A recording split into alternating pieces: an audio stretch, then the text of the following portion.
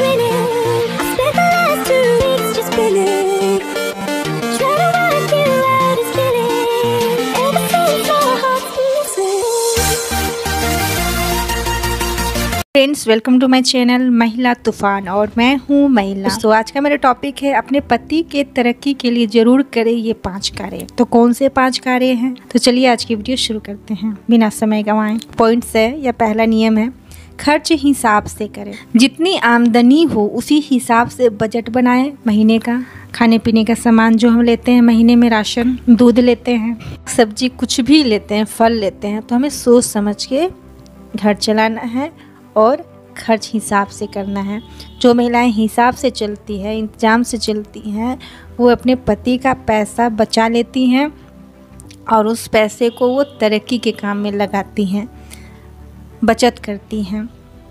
तो जिससे क्या होता है, और बहुत सारी महिलाएं जो है वो महिला मंडली बनाती हैं, ग्रुप बनाती हैं और उनमें जो है वो जमा करती हैं। वीकली भी सब जमा कर सकती हैं वो, और महीना में भी, इस तरह का उनका चलता है।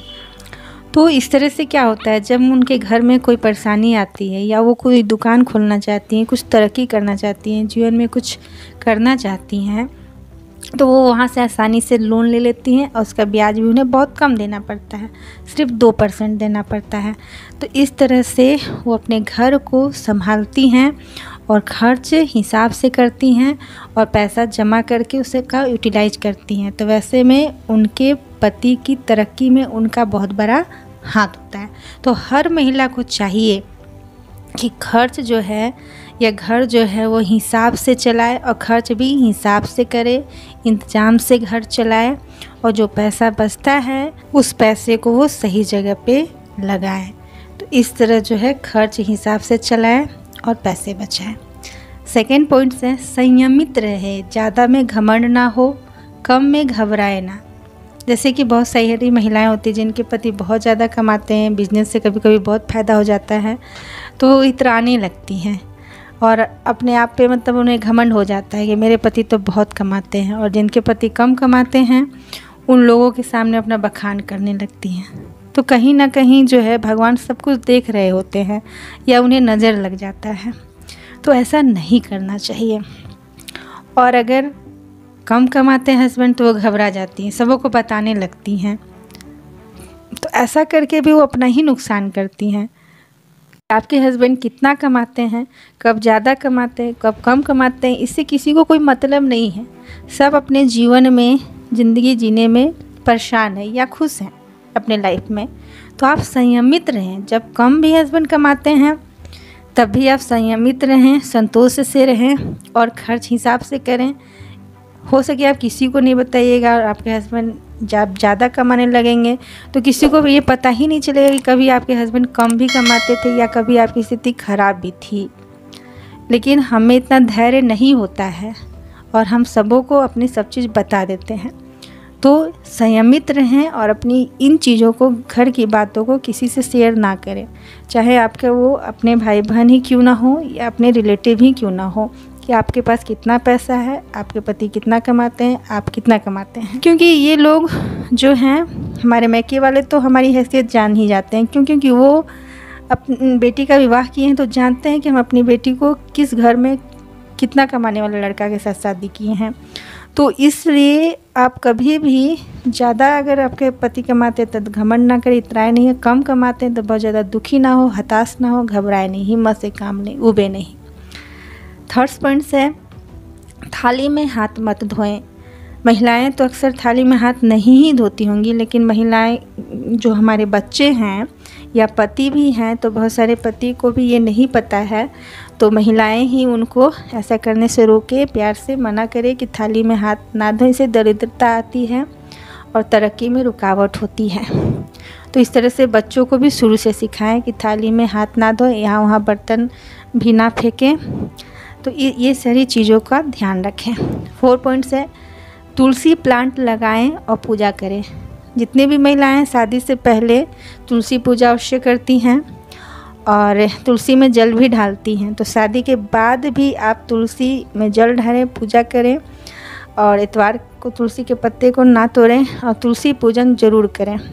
विधिवत पूजन अगर आप नहीं भी कर पाती हैं तो थोड़ा बहुत जो नियम होता है, तुलसी माँ का तुलसी पूजन के समय सिंदूर बिंदी लगाना वहाँ पे, या चूड़ी पहनाना, धागा बांधना, तो इतना भी आप ज़रूर करें। मतलब कुछ थोड़ा बहुत भी दिया दिखाना वहाँ पे, इतना तो आप कर ही सकती हैं। तो इतना भी नियम पालन करने से आपके पति के जीवन में तरक्की आएगा। तो तरक्की के लिए इतना आपको करना चाहिए। 5वां पॉइंट है कि घर में पानी मत गिराइए, क्योंकि पानी ज़्यादा गिराने से, लिमिट में पानी गिराइए, पानी ज़्यादा गिराने से भी हमें नुकसान होता है। इसलिए ये तो एक है कि पानी की बचत करनी चाहिए, ये एक अलग बात है, लेकिन ये नहीं कि सुबह उठे हैं पानी गिरा के घर धो दिए, सब कर दिए, फिर ज़रूरी काम के लिए पानी बचा ही नहीं है, तो उससे बिजली का खर्चा भी आ जाता है। तो कम से कम इतना तो हम घर में बचा ही सकते हैं। इसीलिए कहा जाता है कि जिस घर की महिलाएं इंतजाम से चलती हैं, समझदार होती है, उस घर में बरकत आती है, पति तरक्की करते हैं। क्योंकि अगर महिलाएं समझदार है तो पानी कम गिराएंगी, बिजली खर्च कम आएगा, पैसे बचेंगे और तरक्की में वो पैसा काम आ जाएगा। इस पॉइंट से कि सुंदरकांड का पाठ करें।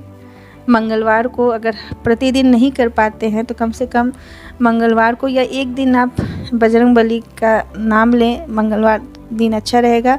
सुंदरकांड का पाठ ज़रूर करें। ये हमारे सारे कष्टों को, बजरंगबली सही में हमारे सारे कष्टों को दूर करते हैं। तो विश्वास करें, वैसे तो सभी भगवान हमारे लिए उतने ही पूजनीय हैं, लेकिन सुंदरकांड का पाठ करें मंगलवार को।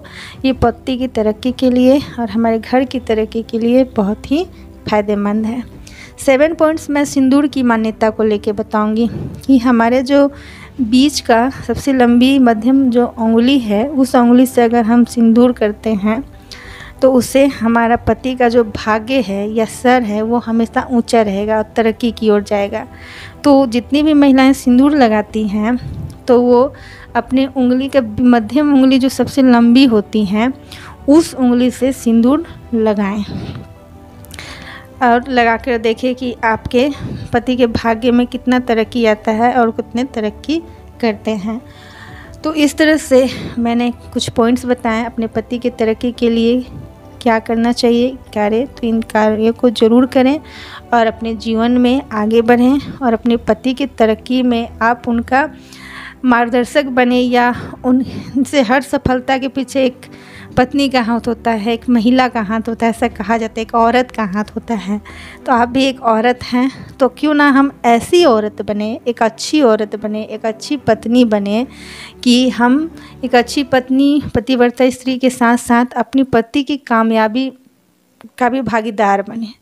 तो अगर हम इनकम करती हैं और इनकम करके अपना पति का साथ दे रही, कंधा से कंधा मिलाकर इनकम करके, तो बहुत अच्छी बात है। अगर आप हाउसवाइफ ऐसा नहीं इनकम करें फिर भी कोई बात नहीं, आप इन कुछ नियमों को पालन करें और खर्च हिसाब से करें, जिससे कि वो बचत जो है, मैंने महिला मंडली की बात कही है, इस पर आप गौर फरमाएं और उसमें पैसा जमा करें। अगर आपका स्थायी घर है तो आपके पैसे तो डूबने के चांसेस बहुत कम रहेंगे। तो छोटी छोटी बचत से भी आप अपने जीवन या घर की तरक्की में साथ दे सकती हैं। छोटी बचत भी कभी कभी वो बड़ी बचत बन जाती है, इस चीज़ को आप समझें। आज की वीडियो में बस इतना ही। वीडियो अच्छी लगी हो तो लाइक करें, शेयर करें, कमेंट करें और मेरे चैनल पर नए हैं तो मेरे चैनल को सब्सक्राइब करें। Thanks for watching my video. जय हिंद, जय भारत। और अपने पति का आप जो हैं तरक्की का भागीदार बने, पति के कामयाबी का श्रेय अपने आप को बनने दें, अब बनाएं।